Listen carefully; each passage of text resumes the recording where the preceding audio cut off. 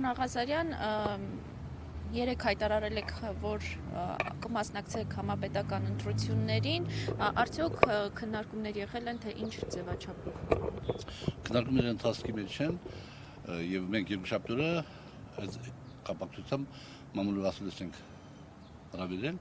որտեղ ավելի մանրամասն կխոսենք այդ մասին։ Այո, քննարկումները ընթանում են։ Մենք որ կմասնակցենք դա հաստատ, բայց ինչ ձևաչափով դեռ այդ գործընթացը ավարտված չի։ Այսինքն նախնական որոշումներ կան, օրինակ կոալիցիա կլինի, թե ոչ, թե առանձին հանդես կգաք։ Ուրեմն նախնական քննարկումներ կան եւ կան ուժեր, որոնց հետ մենք չենք կարող համագործակցել շատ հանգամանքների զեներով ցուցակի միասնական իմաստով, չեն կարող համագործակցել, կան ուժեր, որոնց հետ մենք պատրաստ ենք համագործակցել, եթե իրենք ցանկանան եւ այդ բանակցությունները գնում են։ Եվ եթե գտնվեն ուժեր, որոնց հետ մեր համագործակցությունը կստացվի, ապա բոլոր դեպքերում մենք կգնանք ոչ թե որպես դաշինքի ֆորմատով, այլ մեկ կուսակցության ֆորմատով դաշինքային տրամաբանությամբ, որպեսզի 4%-ի բարիերը հաղթահարել լինի, ոչ թե 8%։ Օրինակ խոսակցություններ կան, որ կուսակցություններից մեկը Լուսավոր Հայաստանն է, դուք նման քննարկում ունեք, կմիանաք արդյոք Լուսավորի հետ կմասնակցեք։ Լուսավոր Հայաստանը մեր կուսակցությունների առաջին շարքերում է գտնվում մեր այսպես կոչված արժի համակային հենքի իմաստով, որոնց հետ մենք մեծագույն հաճույքով կուզեինք, որ համագործակցենք, իրանց հետ էլ գնում բանակցությունները։ Եվ որոշում դեռ չկա։ Դեռ չկա։ Պարոն Աղազարյան, իսկ առհասարակ ինչ ակնկալիքներ ունեք այս ընտրություններից, հաշվի առնելով այն փոփոխությունները, որ արդեն շեմն է բարձրացվել։ Այս ընտրությունների ակնկալիքները հետևյալն է, եթե ամեն ինչ գնա այնպես ինչպես հիմա գնում է, ապա քաղաքացիական պայմանագիր կուսակցությունը գավակի 70% ձայն։ Ինչու՞։ Դե որովհետև ընդդիմությունը ճիշտ չի դիրքավորվում։ Եվ մենք երկուշաբթի օրը այդ մասին մանրամասն կասենք եւ կասենք նաեւ ճանապարհը, որի դեպքում քաղաքացիական պայմանագիրը գավակի 37% ձայն։ Պարոն Աղազարյան, առաջին նախագահն էլ եւս խոսեց այդ մասին եւ հատկապես կոչ արեց, որպեսզի ընդդիմությունը միանա Սամվել Կարապետյանի շուրջ։ Նման քննարկումներ դուք ունենում եք։ Եթե առաջին նախագահը նկատի ունի, որ ընդդիմությունը միանա Սամվել Կարապետյանին մեկ միասնական ցուցակի կոնտեքստում, ապա դա սխալ մոտեցում է, որովհետև իշխանությունները ցանկացած բայի այդ ուժին դուրս կմղեն քաղաքական պայքարից, ուղղակի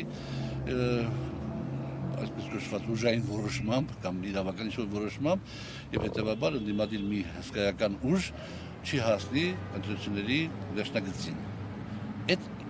մոտեցումը ճիշտ չի։ Մենք կառաջարկենք ուրիշ մոտեցում, որ ավելի այսպես կոչված ճկուն է։ Ինչ մոտեցում։ Մենք առաջարկում ենք ճակատի գաղափարը։ Այսինքն բոլոր այն ուժերը, որոնք գտնում են, որ Նիկոլ Փաշինյանի վերարտադրությունը իրենց վտանգ է ներկայացնում մարտահրավերների, այսպես նոր մարտահրավերների առաջացման իմաստով, ապա այդ բոլոր ուժերը դաշինքներ, ասենք թե Սամվել Կարապետյան ուժը, Հայաստան դաշինքը, Գագիկ Ծառուկյան ուժը, ՀԱԿ-ը իր դաշինքով եթե միանան իրենք կուսակցություններ եւ էլի եթե կան, դրանք կազմում են ճակատ, իրենց յուրաքանչյուր իրենց առանձին ցուցակով կազմում են ճակատ եւ ստորագրում են հուշագիր ու գնում են ընտրությունների միասնական ճակատով։ Ժողովրդին ասում են՝ «Սիրելի քաղաքացիներ, մեզ ընտրեք»։ Մենք քաղաքացիական պայմանագիր կուսակցության դերակատարությունը քաղաքական դաշտում կմինիմիզացնենք եւ 4 ձևավորենք ժամանակավոր կառավարություն եւ 4 ամիս հետո կանցկացնենք նոր ընտրություններ, արդեն մենք մեր մեջ եղած քաղաքական հակասությունները գանենք ջրի ելես, ժողովուրդը թող դատի ում ծրագիրն ավելի ընդունելի իր համար։ Սա ինչով է լավ։ Ինչ առավելություն ունի Լևոն Տեր-Պետրոսյանի առաջարկած միասնականության իմաստով, որովհետև եթե ճակատի մեջից որևէ ուժի Նիկոլ Փաշինյանը, ասենք մեծ ձևի նորից հանի ընտրապայքարից, ապա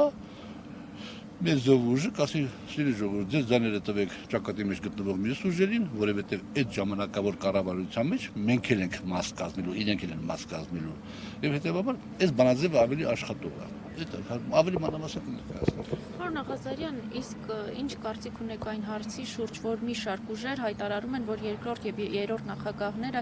ավելի լավ է, որ չմասնակցեն այս ընտրություններին։ Ռոբերտ Քոչարյանն այդ մասին մանրամասն խոսել է, շատ հիմնավոր պատասխան է տվել իմ կարծիքով, եւ ես դա կողմնակից չեմ, ինչ անշնակում չմասնակցեմ։ Թող մասնակցեն, թող ժողովուրդը կողմնորոշվի, այդպեսի բան ասել, ես դեմ եմ դրան։ Իսկ տեսնում եք հիմա որևէ ուժ, որը իսկապես մրցակից կարող է համարվել ՔՊ-ի։ Հենց մեր ձևով շարժումը փաստորեն իրենց ներկայացնում է այդ ուժը, բայց եթե երիտասարդները, որոնք հաջողակ բիզնեսմեններ են եղել, իրենց թեմատիրակ նաև հաջողակ քաղաքական գործիչներ կլինեն, ապա սխալվում են, եթե իրենք ճշգրտումներ չանեն իրենց մարտավարության մեջ, ապա կարժանան այն ճակատագրին, որ ես ասացի։ Եթե իրենք ուզում են, որ գան ասեն, մենք ենք կինոյի մեջի տղեն եւ մենք պետք է դևին սպանենք, այդ մոտեցումը ճիշտ չի։ Իրանք X պայի դուրս կմղվեն ընտրապայքարից եւ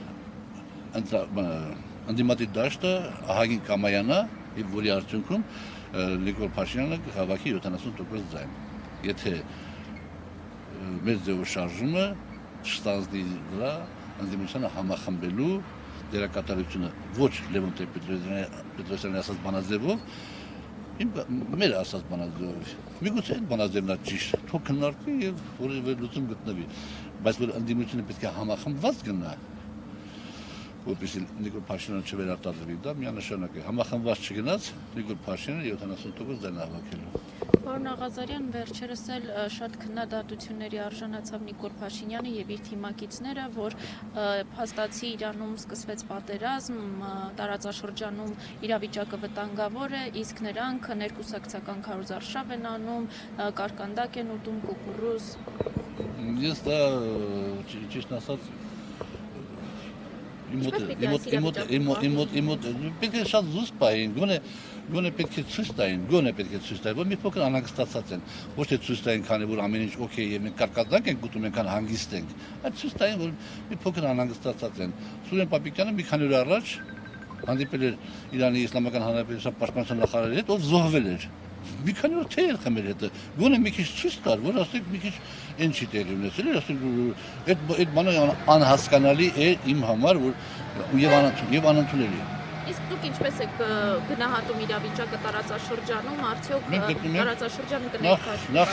Նախ պարոն Ասլանյանը եւ ես երեք գնացել ենք Իրանի Իսլամական Հանրապետության դեսպանատուն եւ մենք մեր